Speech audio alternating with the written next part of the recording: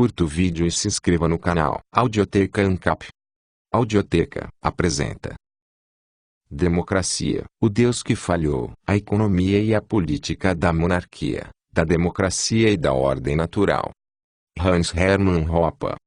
Sobre a impossibilidade do governo limitado e as perspectivas para a revolução. Em uma pesquisa recente, perguntou-se a pessoas de diferentes nacionalidades qual era a intensidade do orgulho que tinham de ser americanas, alemãs, francesas, e assim por diante. E também foi perguntado se elas acreditavam ou não na hipótese de que o mundo seria um lugar melhor caso os outros países fossem iguais aos delas. Os países que obtiveram as posições mais elevadas em termos de orgulho nacional foram os Estados Unidos e a Áustria. Embora analisar o caso da Áustria seja tão interessante quanto analisar o caso do ZEUA, aqui eu me concentrarei neste país, não naquele. Na questão de saber se e em que medida pode ser justificado o orgulho dos seus habitantes. A seguir, identificarei 3 principais fontes de orgulho nacional americano. Argumentarei que as 2 primeiras são justificadas fontes de orgulho, ao passo que a terceira representa, na realidade, um erro fatal. Finalmente, passarei a explicar como esse erro pode ser reparado e corrigido. 1. A primeira fonte de orgulho nacional é a memória do seu passado colonial não tão distante. É a caracterização da nação como um país de pioneiros. De fato, os colonos ingleses que vieram para a América do Norte foram o último exemplo das realizações gloriosas daquilo que Adam Smith rotulou de sistema de liberdade natural. A capacidade dos homens de criar uma comunidade livre e próspera desde o início, contrariando a visão obesiana da natureza humana. Homo homini lupus est. Os colonos ingleses demonstraram não só a viabilidade, mas também o dinamismo e a atratividade de uma ordem social sem Estado, e anarcocapitalista. Eles demonstraram como, de acordo com o ponto de vista de John Locke, a propriedade privada naturalmente se originou a partir da apropriação original, do uso e da transformação propositadas, de terras não anteriormente utilizadas, territórios discertos, por parte de uma pessoa. Além disso, demonstraram que, com base no reconhecimento da propriedade privada, da divisão do trabalho e das trocas contratuais, os homens eram capazes de se protegerem eficazmente de agressores antissociais. Em primeiro lugar, e o mais importante, por meio da autodefesa. Existia menos criminalidade naquela época do que nos tempos atuais, e, à medida que a sociedade se tornava cada vez mais próspera e complexa, por meio da especialização, de instituições e de agências, tais como registros de propriedade, notários, advogados, juízes, tribunais, júris, xerifes, associações de defesa mútua e milícias populares. Ademais, os colonos americanos demonstraram a fundamental importância sociológica da instituição dos convênios, de associações de colonos linguística, étnica, religiosa e culturalmente homogêneos, lideradas por, e sujeitas à jurisdição interna de, um líder fundador popular, para assegurar a cooperação humana pacífica e manter a lei e a ordem. 2. A segunda fonte de orgulho nacional é a Revolução Americana. Faz séculos que as fronteiras livres deixaram de existir na Europa, e a experiência de colonização intra-europeia se encontra em um passado distante. Com o crescimento da população, as sociedades assumiram uma estrutura cada vez mais hierárquica, de homens livres freeholders, donos de propriedades livres, e servos, de lordes e vassalos, de senhores feudais e reis. Embora nitidamente mais estratificadas e aristocráticas do que a América colonial, as assim denominadas sociedades feudais da Europa medieval também eram, em geral, ordens sociais sem Estado. O Estado, conforme a terminologia geralmente aceita, é definido como um monopolista territorial compulsório da lei e da ordem, como um supremo tomador de decisões. Os senhores feudais e os reis, em geral, não preenchem os requisitos constitutivos de um Estado. Eles só podiam tributar com o consentimento dos tributados, e todo homem livre era tão soberano, supremo tomador de decisões, em sua própria terra quanto o rei feudal era em sua respectiva propriedade. Entretanto, no transcorrer de muitos séculos, essas sociedades originalmente sem Estado foram gradualmente transformadas em monarquias absolutas estatistas. Ainda que tenham inicialmente sido reconhecidos de forma voluntária como protetores e juízes, os reis finalmente conseguiram se estabelecer como chefes de Estado hereditários, sofrendo oposição da aristocracia, mas sendo auxiliados pelas pessoas comuns. Eles se tornaram monarcas absolutos, detendo o poder de tributar sem o prévio consentimento dos tributados e de tomar as decisões finais em relação às propriedades de homens livres. Essas mudanças que ocorreram na Europa engendraram um efeito duplo sobre a América do Norte. Por um lado, a Inglaterra também era governada por um rei absoluto, pelo menos até o ano de 1688. Quando os colonos ingleses chegaram ao novo continente, o reino foi territorialmente ampliado em direção à América do Norte. Ao contrário da criação, por parte dos colonos, de propriedades privadas e de redes privadas, voluntárias e cooperativas de produção de segurança e de administração da justiça, o estabelecimento de colônias e de administrações reais não foi o resultado de uma apropriação original, homesteading, e de um contrato. Na verdade, nenhum rei inglês pôs os seus pés no continente americano, mas sim de uma usurpação, declaração, e de uma imposição. Por outro lado, os colonos trouxeram da Europa uma outra coisa. Lá, a transição do feudalismo para o absolutismo real não apenas sofrera a oposição da aristocracia, mas também era confrontada, em termos teóricos, pela filosofia dos direitos naturais, a qual se originou da filosofia escolástica. Conforme essa doutrina, o governo era considerado um ente contratual, e todo o agente governamental, inclusive o rei, estava sujeito, assim como todo mundo, aos mesmos direitos e leis universais. Mesmo que possa ter sido o caso em tempos anteriores, essa situação certamente não mais se encontrava entre os reis absolutos modernos. Os monarcas absolutos eram usurpadores dos direitos do homem e,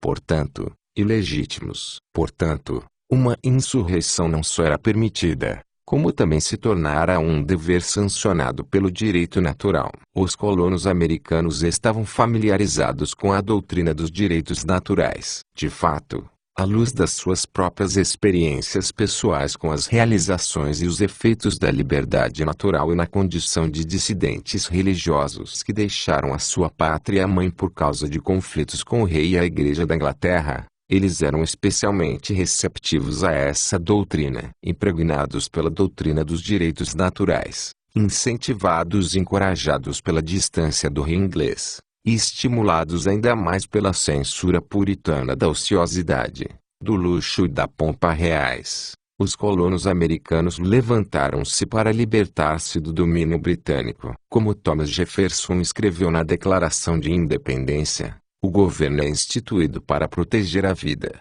a liberdade e a busca da felicidade, baseando a sua legitimidade no consentimento dos governados. Em contraste, o governo real britânico alegou que podia tributar os colonos sem o consentimento deles. Se o governo não faz o que lhe foi projetado para fazer, declarou Jefferson, é o direito do povo modificá-lo ou suprimi-lo e instituir um novo governo, o qual será fundamentado e terá os seus poderes organizados nos princípios e nas formas que sejam os mais prováveis de garantir a segurança e a felicidade das pessoas.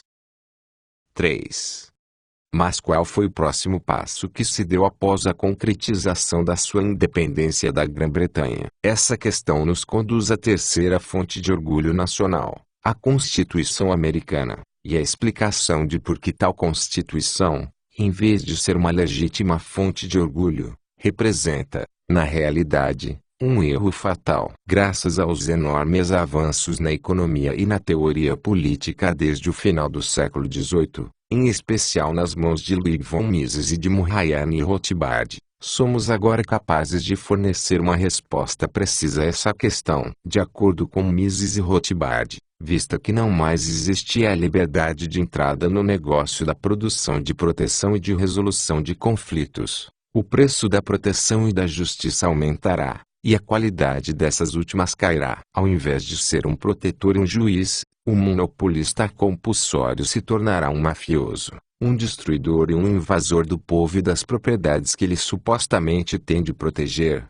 um instigador de guerras, um belicista e um imperialista. Com efeito, o inflacionado preço da proteção e a perversão da antiga lei natural pelo rei inglês, ambos os quais promoveram a revolta dos colonos americanos, foram o resultado inevitável do monopólio compulsório. Obtendo êxito na secessão e na expulsão dos britânicos ocupantes, seria necessário para os colonos americanos apenas manter as existentes instituições autóctones da autodefesa e da rede privada, voluntária e cooperativa, de proteção e de resolução de conflitos composta por agentes e estabelecimentos especializados cuidando da lei e da ordem. Isso, no entanto, não aconteceu. Os americanos não só não deixaram que as herdadas instituições reais de colônias e de governos coloniais definhassem no esquecimento, eles as reconstituíram dentro das antigas fronteiras políticas sob a forma de estados independentes,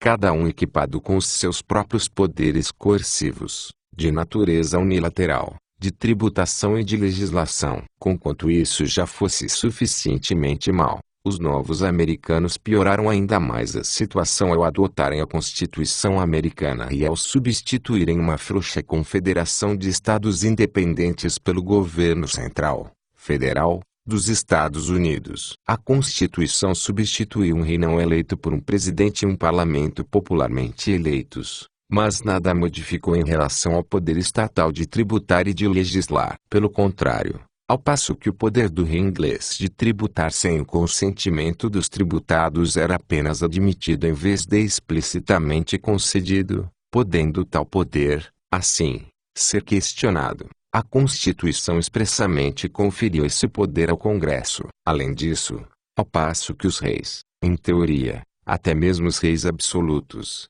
não eram considerados os criadores das leis, mas apenas os intérpretes e os aplicadores do direito preexistente e imutável, eles eram vistos como juízes, não como legisladores. A Constituição expressamente conferiu ao Congresso o poder de legislar e ao Presidente e ao Supremo Tribunal Suprema Corte, o poder de aplicar e interpretar o direito legislado. Na verdade, o que a Constituição americana fez foi apenas isto. Em vez de um rei que considerava a América colonial como a sua propriedade privada e os colonizadores como seus inquilinos, ela colocou zeladores temporários e intercambiáveis no comando do monopólio da justiça e da proteção do país. Esses zeladores não detêm a propriedade do país, porém, enquanto eles estiverem no cargo, eles podem fazer uso dele e dos seus residentes em favor de si próprios e dos seus protegidos. A teoria econômica elementar prevê que essa configuração institucional não eliminará a tendência perpetrada pelo auto-interesse a uma crescente exploração do monopólio da lei e da ordem. Pelo contrário, esse arcabouço institucional só fará com que a exploração do monopólio seja menos calculada, mais imediatista, visão de curto prazo, e desperdiçadora. Como explicou Rothbard, ao passo que um proprietário privado, estando seguro em sua propriedade e possuindo seu valor de capital, planeja a utilização do seu recurso para um período longo de tempo, o funcionário do governo tem de extrair os frutos da propriedade o mais rapidamente possível, visto que ele não possui a segurança e a garantia da propriedade. Os funcionários do governo possuem o uso dos recursos, mas não o seu valor de capital social, com exceção do caso da propriedade privada de um monarca hereditário. Quando é possível possuir somente o uso atual, mas não o próprio recurso, haverá um rápido esgotamento não econômico dos recursos, pois não há benefícios a serem adquiridos com a sua preservação por um longo período de tempo e há vantagens a serem obtidas com seu uso o mais rápido possível. O indivíduo privado, seguro e garantido em sua propriedade e em seu recurso de capital, pode ter uma visão de longo prazo, já que ele deseja manter o valor de capital do seu recurso. É o funcionário do governo que deve pegar e ir embora, que deve saquear a propriedade enquanto ele ainda estiver no comando. Além disso, em função de a Constituição explicitamente conceder a livre entrada no Estado, governo, Qualquer pessoa pode se tornar um membro do Congresso, um juiz do Supremo Tribunal ou o presidente. Foi diminuída a resistência contra as invasões de propriedade pelo Estado, e, como resultado da livre competição política, toda a estrutura moral da sociedade foi distorcida, e mais indivíduos maus ascenderam ao topo. Pois liberdade de entrada e livre competição nem sempre são coisas boas. Liberdade de entrada e livre concorrência na produção de bens é algo positivo, mas livre concorrência na produção de males é algo negativo. Por exemplo, liberdade de entrada no ramo de assassinatos, de roubos, de falsificações e de mentiras não é algo bom, é algo pior do que ruim. Entretanto, é exatamente isso que é instituído pela livre competição política, e pela democracia. Em todas as sociedades, existem pessoas que cobiçam a propriedade de outros, mas elas, na maioria dos casos, normalmente aprendem a não agir de acordo com tal sentimento, ou até mesmo chegam a se sentir envergonhadas por possuí-lo. Em uma sociedade anarcocapitalista em particular, qualquer indivíduo que haja movido por esse desejo é considerado um criminoso e é reprimido com o uso da violência física. Em um governo monárquico, pelo contrário, apenas uma única pessoa, o rei, pode agir movida pelo seu desejo de tomar a propriedade de outro homem, e é isso que faz dela uma ameaça em potencial. Porém, já que só ele pode expropriar, enquanto todos os outros estão proibidos de proceder da mesma forma, cada ação do rei será vista com a maior suspeita. Adicionalmente, a seleção de um soberano se dá em decorrência do acaso de este ter nascido na nobreza. A sua única qualificação pessoal é a sua educação e a sua criação voltadas para torná-lo um futuro regente, um preservador da dinastia e das suas posses. Isso, obviamente, não assegura que o futuro rei não será mau e perigoso. Todavia, ao mesmo tempo, isso não impede que ele venha a se tornar um inofensivo indivíduo medíocre ou até mesmo uma pessoa decente, boa e moral. Em distinto contraste, ao promover a liberdade de entrada no governo, a Constituição permitiu a todos expressarem abertamente o seu desejo pela propriedade de outro homem. Na verdade, devido à garantia constitucional da liberdade de expressão, todo mundo é protegido ao fazer isso.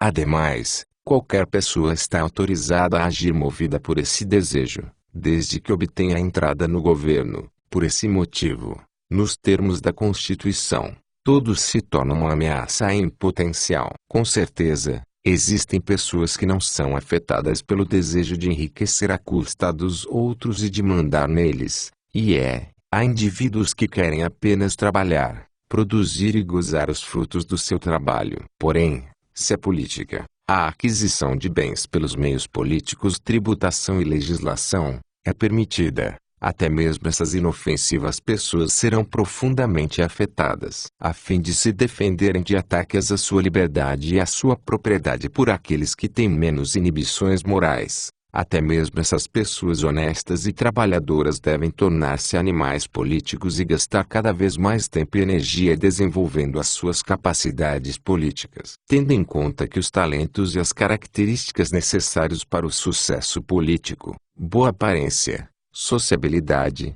oratória, carisma, entre outros, são distribuídos desigualmente entre os homens, então aqueles que possuem esses atributos especiais, essas habilidades específicas, terão uma boa vantagem na competição por recursos escassos, sucesso econômico, quando comparados com aqueles que não os têm. Pior ainda, uma vez que em cada sociedade existem mais pobres não possuidores, os que não possuem os bens que vale a pena possuir, do que ricos possuidores, os que não têm, os politicamente talentosos, que têm pouco ou nenhuma inibição contra tomar a propriedade alheia e mandar nos outros, possuem uma clara vantagem sobre aqueles que têm tais escrúpulos. Ou seja, a livre competição política favorece os talentos políticos agressivos, portanto, perigosos, em vez dos defensivos, portanto, inofensivos, conduzindo,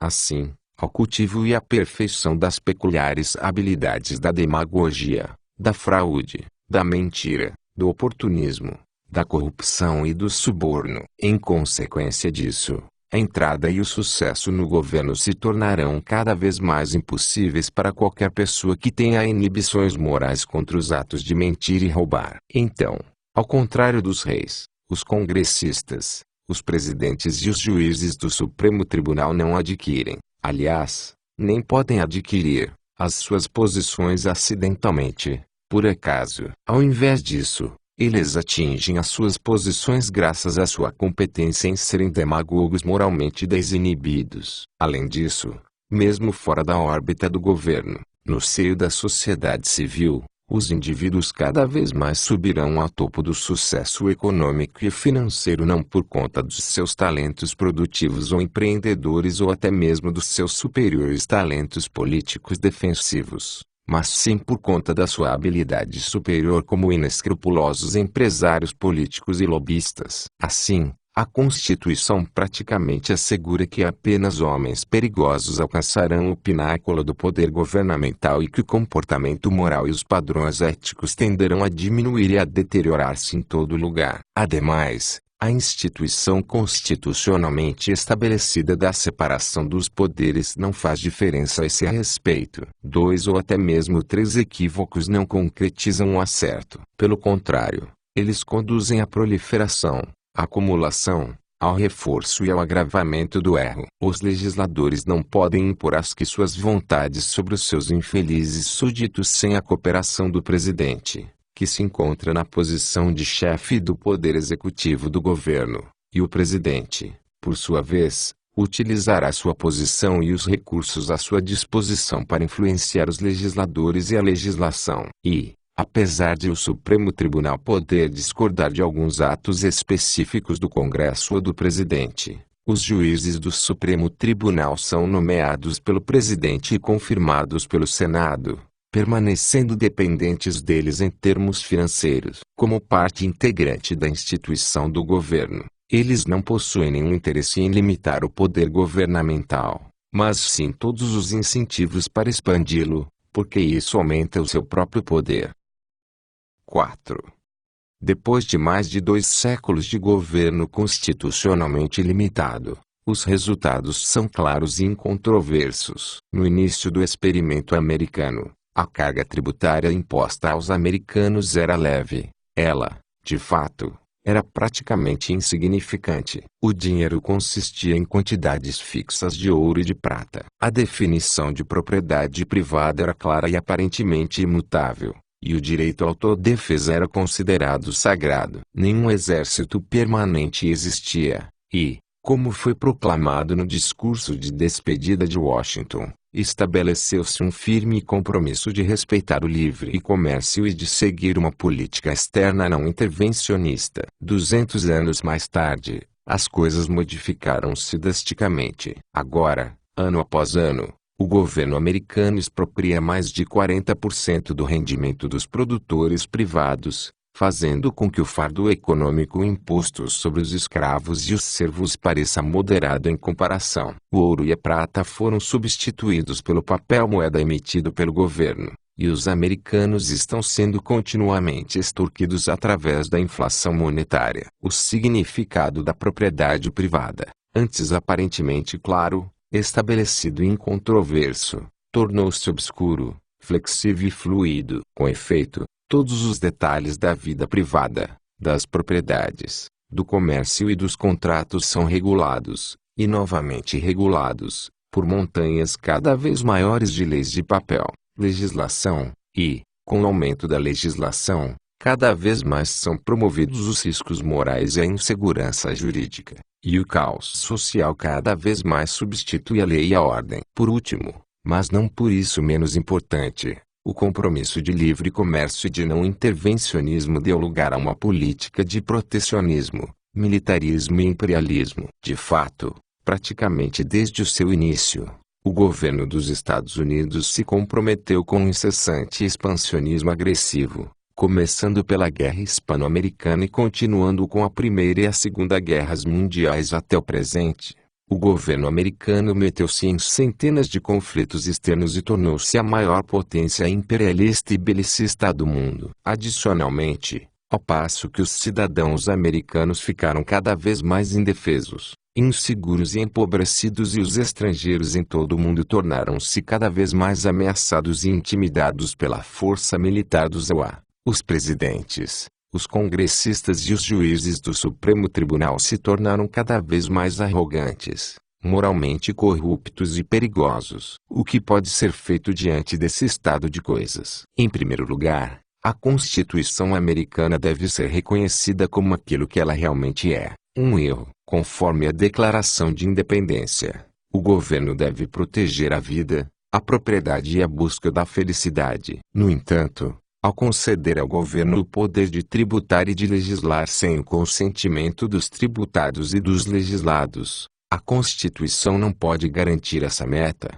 sendo, pelo contrário, o grande instrumento utilizado para invadir e destruir os direitos à vida, a liberdade e a busca da felicidade. É absurdo acreditar que uma agência que pode tributar sem o consentimento dos tributados possa ser uma protetora de propriedades. Da mesma forma, é absurdo acreditar que uma agência com poderes legislativos pode preservar a lei e a ordem. Em vez disso, deve ser reconhecido que a Constituição é inconstitucional, e é incompatível com a doutrina dos direitos humanos naturais que inspirou a Revolução Americana. De fato, ninguém em seu perfeito juízo concordaria com um contrato que permitisse ao alegado protetor determinar unilateralmente, sem o consentimento, e definitivamente, sem a possibilidade de saída ou de rescisão, o preço a ser pago pela proteção. E ninguém em sã consciência concordaria com um contrato irrevogável que concedesse ao alegado protetor o direito à decisão final sobre a sua própria pessoa e a sua própria propriedade, e é a criação unilateral da lei. Em segundo lugar, é necessário oferecer uma alternativa positiva e inspiradora para o sistema atual. Embora seja importante que a memória do passado americano, como uma terra de pioneiros e de um efetivo sistema anarcocapitalista baseado na autodefesa e em milícias populares, se mantenha viva, não podemos voltar aos tempos feudais ou ao período da Revolução Americana. A situação, contudo, não é desesperadora. Não obstante o crescimento inexorável do estatismo ao longo dos últimos 2 séculos, o desenvolvimento econômico continuou, e os nossos padrões de vida atingiram espetaculares patamares novos. Nessas circunstâncias, uma opção completamente nova se tornou viável: a oferta de lei e de ordem por agências privadas de seguros operando em condições de livre concorrência, lucros e prejuízos. Apesar de obstruídas pelo Estado, mesmo agora as agências de seguros protegem os donos de propriedades privadas, mediante o pagamento de um prêmio, de uma variedade de desastres naturais e sociais, de inundações e furacões a roubos e fraudes. Assim, parece que a produção de segurança e de proteção é a própria finalidade do seguro. Além disso, os indivíduos não contratariam qualquer um para obter um serviço tão essencial como o de proteção. Ao invés disso, tal como dissertou Molinari, aconteceria o seguinte: antes de fechar negócio com esse produtor de segurança, o que farão os consumidores? Em primeiro lugar, eles verificarão se ele é realmente forte o suficiente para protegê-los. Em segundo lugar, eles verificarão se o seu caráter é tal que eles não terão de se preocupar com a hipótese de que ele instigue as próprias agressões que deve suprimir. Nesse sentido, as agências de seguros também parecem possuir as qualificações necessárias. Elas são grandes e detêm o comando dos recursos, humanos e materiais, necessários para realizar a tarefa de lidar com os perigos, reais ou imaginários, do mundo real. Na verdade, as seguradoras operam em nível nacional, ou até mesmo em nível internacional, e elas possuem substanciais propriedades dispersas em amplos territórios e além das fronteiras de um único estado. Elas, portanto, têm um manifesto alto interesse na proteção efetiva. Ademais, todas as companhias de seguros estão conectadas por uma complexa rede de acordos contratuais de assistência mútua e de arbitragem, bem como por um sistema de agências internacionais de resseguro, representando, assim, uma combinação de poder econômico que é pequena, se não todos, a maioria dos governos contemporâneos, e elas adquiriram essa posição graças à sua reputação como eficazes, confiáveis e honestas. Ao passo que isso possa ser suficiente para estabelecer as agências de seguros como uma possível alternativa para o papel atualmente realizado pelos estados de fornecedores da lei e da ordem. Um exame mais detalhado é necessário para demonstrar a elevada superioridade dessa alternativa em relação ao status quo. Para demonstrá-la, é apenas necessário reconhecer que as agências de seguros não podem impor tributos e legislações, basta reconhecer que a relação entre seguradoras e segurados é consensual. Ambos são livres para cooperar ou não cooperar, e esse fato engendra importantes implicações. Nesse sentido, as agências de seguros são categoricamente diferentes dos estados. As vantagens de haver agências de seguros que ofertam segurança e proteção são as seguintes. Em primeiro lugar, a concorrência entre as seguradoras por clientes pagantes desencadeará uma tendência à queda contínua dos preços de proteção, por valor segurado, tornando a proteção, então, mais acessível. Em contraste, um protetor monopolista que pode tributar os protegidos cobrará preços cada vez mais elevados pelos seus serviços. Em segundo lugar, as seguradoras terão de indenizar os seus clientes em caso de dano real. Elas, portanto, devem funcionar de modo eficiente. No tocante, em particular, a catástrofes sociais, criminalidade, isso significa que a seguradora deve estar, acima de tudo, focada na eficácia da prevenção. Caso não impeça a ocorrência de um crime, ela terá de pagar pelos prejuízos. Além disso, caso um ato criminoso não puder ser evitado, a seguradora ainda desejará recuperar o bem roubado, apreender o meliante e levá-lo à justiça, pois, ao fazê-lo, a seguradora pode reduzir os seus custos e forçar o criminoso, em vez da vítima e dela própria, a pagar pelos danos e a cobrir os gastos com a indenização. Em nítido contraste, já que os estados monopolistas compulsórios não indenizam as vítimas e já que eles podem recorrer à tributação como fonte de financiamento, eles têm pouco ou nenhum incentivo para impedir a criminalidade ou para recuperar o que foi roubado e capturar criminosos. Quando conseguem apanhar um bandido, eles normalmente forçam a vítima a pagar pelo encarceramento dele, adicionando, então, insulto ao dano. Em terceiro lugar, e o mais importante, visto que a relação entre as seguradoras e os seus clientes é voluntária, as seguradoras devem aceitar a propriedade privada como um dado fundamental e o direito de propriedade privada como uma lei imutável. Ou seja, para atrair ou reter clientes pagantes, as seguradoras terão de oferecer contratos com descrições específicas sobre propriedades e sobre danos às propriedades e com regras definidas de procedimento, de prova, de compensação, de restituição e de punição, bem como com procedimentos intra-agência ou interagências de resolução de conflitos e de arbitragem. Ademais, a partir da constante cooperação entre diferentes seguradoras através de procedimentos mútuos de arbitragem, surgirá a tendência à unificação do direito, a concepção de uma lei verdadeiramente universal ou internacional. Todos, em virtude de estarem segurados, passariam, assim, a estar entrelaçados em um esforço competitivo global a fim de minimizar conflitos e agressões, e toda alegação de conflitos e de danos, independentemente de onde, por quem ou contra quem, cairia sob a jurisdição de exatamente uma, ou de mais, das específicas inúmeras agências de seguros e de exatamente um, ou de mais, dos seus acordos contratuais de processos de arbitragem, criando-se, através disso, uma perfeita segurança jurídica. Em distinto contraste, na posição de monopolistas financiados por impostos, os estados protetores não oferecem aos consumidores de proteção algo que nem sequer tibiamente se assemelha a um contrato de prestação de serviços. Ao invés disso, eles operam em um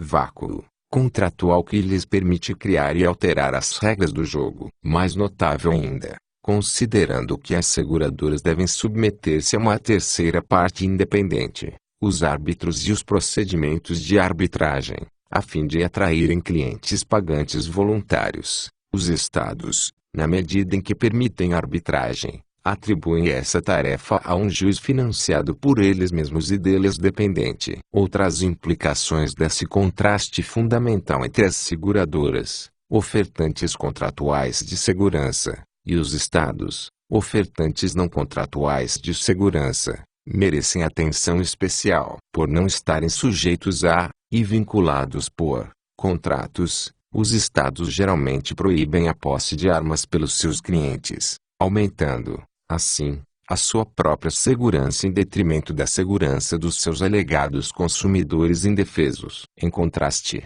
nenhum comprador voluntário de um seguro de proteção concordaria com um contrato que exigisse dele a renúncia do seu direito à autodefesa, que requeresse que ele ficasse desarmado ou indefeso. Pelo contrário, as agências de seguros encorajariam a posse de armas e de outros dispositivos de proteção entre os clientes por meio de seletivos cortes de preços, pois, quanto melhor for a proteção privada dos seus clientes, menores serão os custos de proteção e de indenização das seguradoras. Adicionalmente, por operarem em um vácuo contratual e não dependerem de pagamento voluntário, os estados arbitrariamente definem e redefinem o que é e o que não é uma agressão punível, bem como o que requer e o que não requer uma indenização. Por exemplo, através da instituição de um imposto de renda proporcional ou progressivo ou através da redistribuição de renda dos ricos para os pobres, os estados, na verdade,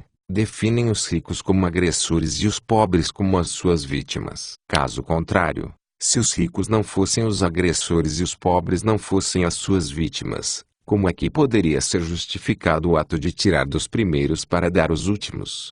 Ou, inclusive, através das suas leis de ação afirmativa, os estados efetivamente definem os brancos e os homens como agressores e os negros e as mulheres como as suas vítimas. Para as agências de seguros, quaisquer dessas condutas seriam impossíveis por duas razões fundamentais. Em primeiro lugar, todos os seguros envolvem a partilha de riscos especiais em classes de risco. Isso significa que, para alguns dos segurados, mais será pago além do que eles pagaram, e que, para outros, menos será pago ainda que esse valor seja menor do que o montante que já pagaram. No entanto, e isto é decisivo, ninguém sabe de antemão quais serão os ganhadores e os perdedores. Os ganhadores e os perdedores, bem como qualquer redistribuição de rendimentos entre eles, serão distribuídos de forma aleatória. Caso contrário, se os ganhadores e os perdedores pudessem ser sistematicamente previstos, os perdedores não desejariam compartilhar os seus riscos com os ganhadores, mas apenas com os outros perdedores, pois isso reduziria os seus prêmios de seguro. Em segundo lugar, não é possível garantir-se contra qualquer risco concebível ou imaginável. Em vez disso, só é possível garantir-se contra acidentes, contra os riscos sobre cujos resultados o segurado não possui qualquer controle e os riscos aos quais ele nada contribui. Assim, é possível garantir-se contra o risco de morte ou de incêndio, por exemplo, mas não é possível garantir-se contra o risco de cometer suicídio ou contra o risco de incendiar a própria casa. Similarmente, é impossível garantir-se contra o risco de insucesso empresarial e de desemprego, de não tornar-se rico, de não se sentir disposto a se levantar da cama e dela sair de manhã ou de nutrir aversão a vizinhos, companheiros ou superiores, pois em cada uma dessas situações o indivíduo possui um controle total ou parcial sobre o caso em questão. Ou seja,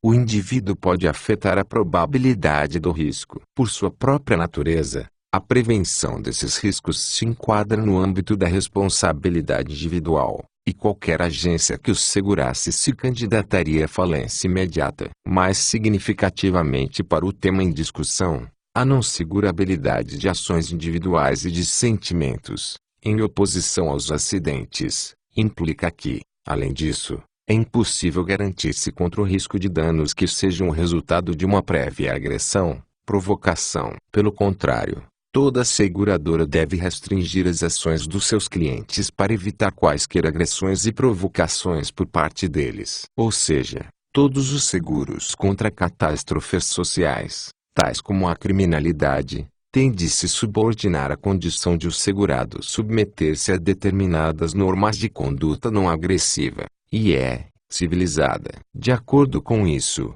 ao passo que os estados, na posição de protetores monopolistas, podem se envolver em políticas de redistribuição que beneficiam um grupo de pessoas em detrimento de outro, e ao passo que, na condição de agências financiadas por impostos, eles podem até mesmo segurar riscos não seguráveis e proteger provocadores e agressores. As seguradoras voluntariamente financiadas estariam sistematicamente impedidas de fazer essas coisas. A concorrência entre as seguradoras evitaria qualquer forma de redistribuição de renda e de riqueza entre os diversos grupos de segurados, pois as agências que se engajassem em tais práticas perderiam clientes para agências que se abstivessem de fazê-las. Ao invés disso, cada cliente pagaria exclusivamente pelo seu próprio risco, respectivamente, aquele das pessoas com a mesma exposição ao risco que ele enfrenta, exposição homogênea. E as seguradoras voluntariamente financiadas não seriam capazes de proteger qualquer pessoa das consequências advindas dos seus próprios comportamentos e sentimentos errôneos,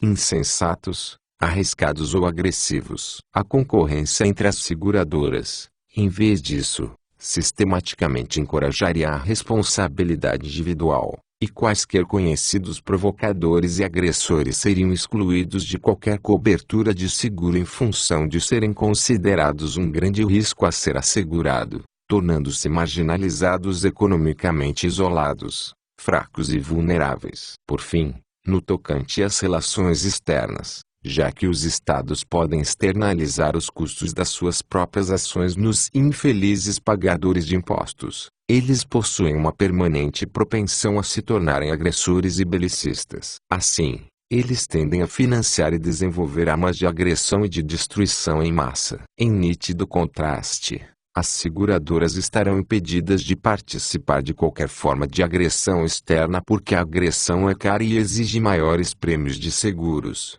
implicando a perda de clientes para concorrentes não agressivos. As seguradoras se engajarão exclusivamente na violência defensiva, e, ao invés de adquirirem armas de agressão e de destruição em massa, elas tenderão a investir no desenvolvimento de armas de defesa e de retaliação precisa. 5. Mesmo que tudo isso esteja bem claro, como é que podemos ser bem-sucedidos na implementação de uma fundamental reforma constitucional? Agências de seguros são atualmente restringidas por inúmeras regulações que as impedem de fazer o que naturalmente fariam e poderiam fazer. Como elas podem ser libertadas desses regulamentos? Essencialmente, a resposta a essa pergunta é a mesma que foi dada pelos revolucionários americanos há mais de 200 anos. Através da criação de territórios livres e da secessão. Com efeito, sob as condições democráticas atuais, tal resposta é ainda mais verdadeira do que era nos dias dos reis. Pois, nessa época, sob as condições monárquicas, os defensores de uma revolução social liberal/libertária antiestatista ainda tinham uma opção que, desde então, não mais existe. Os liberais, libertários dos antigos dias podiam, e com frequência o faziam, acreditar na possibilidade de simplesmente converter o rei à sua visão, iniciando, assim, uma revolução a partir de cima. Nenhum apoio de massa era necessário para isso. Precisava-se apenas da percepção de um príncipe iluminado e esclarecido. Embora isso possa ter sido realista naquele período, tal estratégia de revolução social de cima para baixo seria impossível nos dias de hoje. Os líderes políticos são atualmente selecionados em função dos seus talentos demagógicos e do seu comprovado histórico como imoralistas habituais, conforme foi explicado acima. Em decorrência disso, a chance de convertê-los à visão libertária deve ser considerada ainda menor do que a de converter um rei que simplesmente herdou a sua posição. Ademais, o monopólio estatal de proteção é, hoje, considerado propriedade pública em vez de propriedade privada, e a administração do governo não está relacionada a um indivíduo em particular, mas sim a determinadas funções exercidas por funcionários anônimos. Portanto, não mais pode funcionar a estratégia de conversão de um ou poucos homens. É inútil converter alguns altos funcionários do governo, por exemplo, o presidente e alguns dos principais senadores ou juízes, porque, dentro das regras do sistema de governo democrático, nenhum indivíduo tem o poder de abdicar do monopólio de proteção governamental. Os reis possuíam esse poder, mas os presidentes não o possuem. O presidente pode renunciar à sua posição, é claro, mas apenas para perdê-la para outra pessoa. Ele não pode dissolver o monopólio de proteção governamental porque, de acordo com as regras da democracia, é o povo, e não seus representantes eleitos, que é considerado o dono do governo. Assim, em vez de uma reforma de cima para baixo, sob as condições atuais, a estratégia deve ser uma revolução de baixo para cima. Em um primeiro momento, a percepção de tal visão parece tornar impossível a tarefa de uma revolução social liberal, libertária, pois isso não implica que seria necessário convencer a maioria do público a votar em favor da supressão da democracia e do fim de todos os impostos e de todas as legislações. E isso não é pura fantasia, dado que as massas são sempre estúpidas e indolentes. E isso não é ainda mais fantasioso, dado que a democracia, tal como foi antes explicado, promove a degeneração moral e intelectual. Como é que se pode esperar que a maioria de um povo cada vez mais degenerado, habituado ao direito de votar, renuncie voluntariamente à oportunidade de pilhar a propriedade das outras pessoas? Colocado dessa forma, deve-se admitir que a probabilidade de uma revolução social deve, de fato, ser considerada praticamente nula. Ao invés disso, é apenas no segundo pensamento, mediante a secessão como parte integrante de qualquer estratégia da base para o topo, que a tarefa de uma revolução liberal, libertária parece menos impossível, mesmo que continue sendo assustadora. Como a secessão se encaixa em uma estratégia de revolução social de baixo para cima? Mais importante ainda, como um movimento secessionista pode escapar do destino da Confederação do Sul, que foi esmagada por um governo central tirânico e perigosamente armado? Em resposta a essas perguntas, é necessário, em primeiro lugar, lembrar que nem a Revolução Americana original nem a Constituição foram o resultado da vontade da maioria da população. Um terço dos colonos americanos era realmente conservador, e um outro terço estava ocupado com a sua rotina diária e não se importava tanto assim com isso. Não mais do que um terço dos colonos estava realmente comprometido e solidário com a Revolução. Ainda assim, eles prevaleceram e triunfaram. E, no tocante à Constituição, a esmagadora maioria da opinião pública americana se opunha à sua aprovação. A ratificação da Constituição representou mais um golpe de Estado, golpe d'État, perpetrado por uma ínfima minoria, do que a consolidação da vontade geral. Todas as revoluções, sejam elas boas ou más, são iniciadas por minorias, e a rota secessionista rumo à revolução social, que envolve necessariamente o desligamento de um número menor de pessoas em relação a um número maior, toma conhecimento explícito desse fato muito importante. Em segundo lugar, é necessário reconhecer que, em última análise, o poder de todo o governo, tanto os de reis quanto os de zeladores, reside única e exclusivamente na opinião, e não na força física. Os agentes governamentais nunca são mais do que uma pequena parte do total da população sob o seu controle. Isso significa que nenhum governo pode fazer cumprir a sua vontade sobre todo o povo a menos que encontre amplo apoio e ampla cooperação voluntária entre os governados. Isso significa também que todo governo pode ser derrubado por uma mera mudança na opinião pública,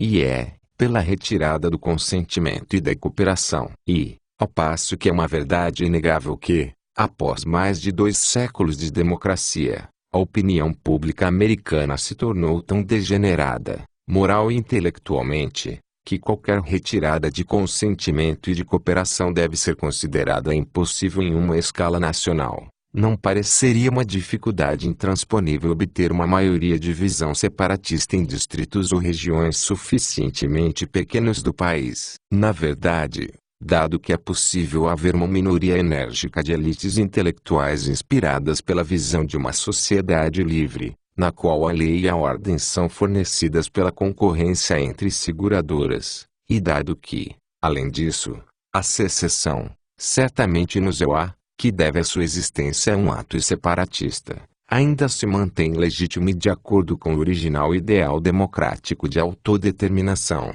em vez de regra da maioria, por um número considerável de pessoas. Não parece ser nada irrealista admitir que tais maiorias separatistas existam ou possam ser formadas em centenas de locais em todo o país. Com efeito, sob a suposição realista de que o governo central do ZEUA, bem como a social-democracia do Ocidente, de um modo geral, estão destinados à falência econômica, como as democracias populares socialistas do leste entraram em colapso econômico não faz muito tempo. As atuais tendências à desintegração política provavelmente serão reforçadas no futuro. Assim, o número de potenciais regiões separatistas continuará a aumentar, até mesmo para além do seu nível atual. Por fim, o incite para o amplo e crescente potencial separatista também permite uma resposta à última pergunta, sobre os perigos de uma repressão do governo central. Ao passo que é importante,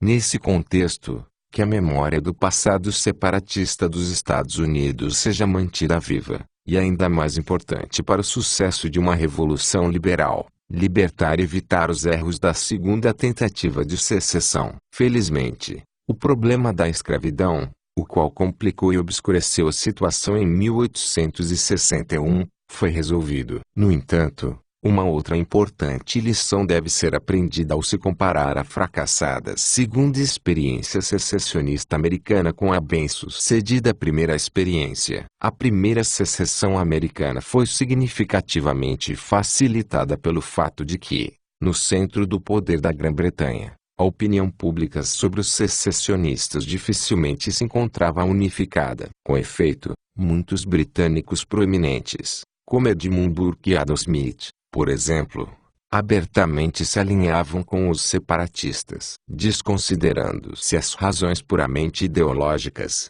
que raramente afetam mais de um punhado de mentes filosóficas. Essa falta de oposição unificada aos separatistas americanos na opinião pública britânica pode ser atribuída a dois fatores complementares. Por um lado, existia uma variedade de relações regionais, culturais e religiosas, bem como de laços familiares e pessoais, entre a Grã-Bretanha e os colonos americanos. Por outro lado, os eventos americanos eram considerados pelos britânicos como eventos longe da sua casa, e a potencial perda de colônias, como insignificante do ponto de vista econômico. Em ambos os aspectos, a situação em 1861 era nitidamente diferente. Com certeza, no centro do poder político, que nessa época mudara para os estados do norte dos Estados Unidos, a oposição à secessionista Confederação do Sul não estava unificada, e a causa confederada também tinha adeptos do norte. Entretanto, existiam menos laços culturais e familiares entre os americanos do norte e os do sul do que entre a Grã-Bretanha e os colonos americanos. E a secessão da Confederação do Sul envolvia cerca de metade do território e um terço de toda a população do ZEUA, atingindo, em virtude disso, diretamente o norte, por estar mais perto dele e por significar-lhe uma considerável perda econômica. Portanto, foi comparativamente mais fácil para as elites detentoras do poder no norte moldar uma frente unificada da progressista cultura yankee contra a atrasada e reacionária cultura de Sheeland. À luz dessas considerações, então, parece estrategicamente aconselhável não tentar aquilo que fracassou dolorosamente em 1861, estados contíguos, ou até mesmo o sul inteiro, tentando se livrar da tirania de Washington. Degraus Celsius.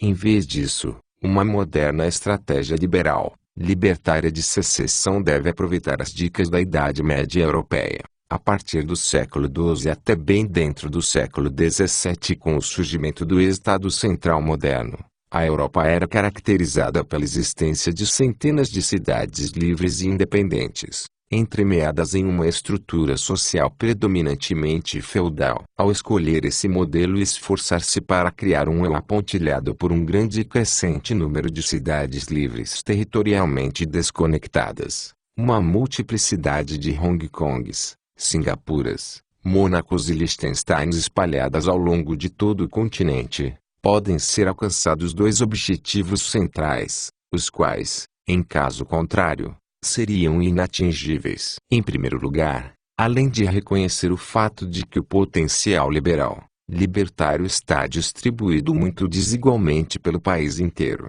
uma estratégia de retirada gradativa do consentimento e da cooperação torna a secessão menos ameaçadora em termos políticos, sociais e econômicos. Em segundo lugar, ao seguir essa estratégia simultaneamente em um grande número de localidades de todo o país, torna-se extremamente difícil para o Estado Central criar, na opinião pública, uma oposição unificada aos separatistas que garanta o nível de apoio popular e a cooperação voluntária necessários para uma repressão bem-sucedida. Se, e somente se, nós formos bem-sucedidos neste esforço, se nós, em seguida, procedermos à devolução de todos os bens públicos para as mãos de proprietários privados e adotarmos uma nova Constituição que declare ilegal todo tipo de imposto e de legislação, se nós, finalmente, permitirmos que agências de seguros façam o que elas estão destinadas a fazer,